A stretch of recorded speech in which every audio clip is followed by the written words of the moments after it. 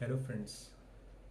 अगर मैं आपसे एक सवाल पूछूं, आपको क्या वो दिन याद है जिस दिन आप जब आप स्कूल में पढ़ते थे, 10th 11th 12th या फिर कॉलेज टाइम पे, और उस समय जब आप सोच रहे थे जॉब करने के बारे में, तो आपके दिमाग में ऐसा आता था कि जब जॉब लगेगी तो 5 लाख रुपए मान लो कंपनी बोल रही सैलरी मिलेगी या लाख रुपए सैलरी मिलेगी, देंगे। तो आपको लगता था पूरे लाख रुपए साल का लाख रुपए देंगे, 5 लाख रुपए साल का देंगे, 12 लाख रुपए साल का देंगे।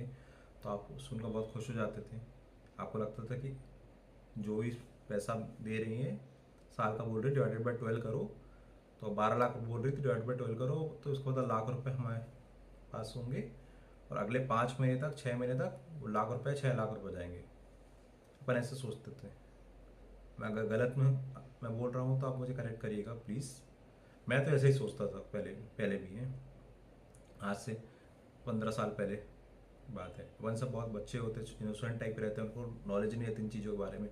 बहुत सारे लोग इस तरह के सोचते थे। बट धीरे धीरे जब वो कॉर्पोरेट लाइफ में या में घुसते हैं एज अ फ्रेशर, तब आप उनको धीरे धीरे पता चलता है कि जो वो सोचते थे वो उतना भी सच नहीं है। तो आज मैं किस सच की बात कर रहा हूँ? तो आज मैं उस सच की बात कर रहा हूँ, सैलरी के बारे में ही। बहुत बड़ा भ्रम है लोगों को। तो मैं सैलरी में सीटीसी की बात कर रहा हूँ। आप पूछेंगे सीटीसी। सीटीसी मतलब कॉस्ट टू कंपनी। कंपनी का जो भी खर्चा होता है एक एम्प्लॉय के लिए, उसको कॉस्ट टू कंपनी कहते हैं। जो खर्चे को कंपनी बोलती है कि मैं 12 लाख रुपए साल का सैलरी दूंगी, और आप खुश हो जाते हैं कि 12 लाख डिवाइडेड बाई 12 मतलब लाख रुपए सैलरी आपको इन हैंड मिल रही है। वो आप भ्रम में हो जाते हैं। उस भ्रम को आपको आज मैं तोड़ दूंगा। तो आप थोड़ा थम कर बैठिएगा। तो चलिए अब स्टार्ट करते हैं सीटीसी के बारे में डिस्कस करने के लिए। देखिए, अपन लोग लेमन लैंग्वेज सिंपल समझते हैं कि 12 लाख रुपए सीटीसी है। साल का पूरा 12 लाख रुपए सैलरी मिल रही है, तो उसमें डिवाइडेड बाई 12 करो तो लाख रुपए मिल जाएगा। बट ऐसा होता नहीं है रियलिटी में। रियलिटी में होता क्या है, सीटीसी के बहुत सारे ब्रेकअप्स होते हैं।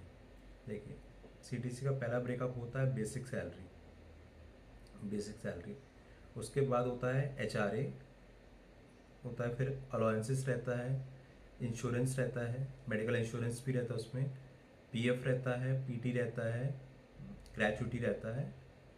उसके बाद ग्रॉस सैलरी भी रहती है, और फिर नेट सैलरी, उसमें टीडीएस भी कटता है, और फिर नेट सैलरी आती है।